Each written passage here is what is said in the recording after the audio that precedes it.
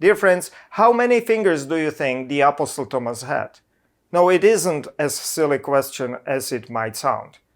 This, for instance, is one of his fingers, now venerated as a holy relic in the Basilica di Santa Croce in Rome.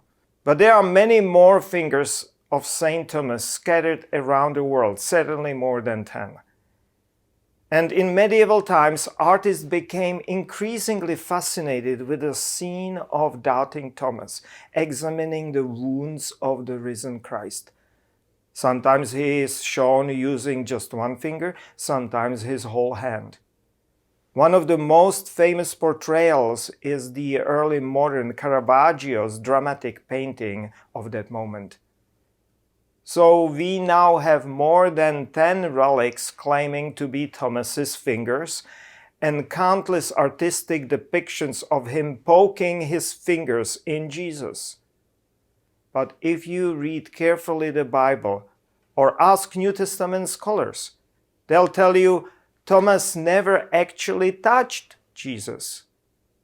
Yes, he demanded that kind of proof. But when Jesus appeared to him and offered his wounds for Thomas, at that moment Thomas did not reach out. He instantly exclaimed, "Ho Kyrios mu kai ho theos mu," my Lord and my God.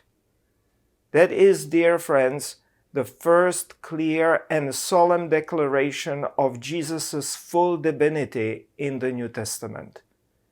So all those grotesque relics and the morbid paintings are examples of religious imaginations gone a little bit gaga. The real message is far more beautiful. The risen Lord is wounded and thus remains intimately close to all who suffer. And the strongest faith often grows from questions and doubts. Thomas was not a monster after all, not because of his doubts, and certainly not for having more than a dozen fingers.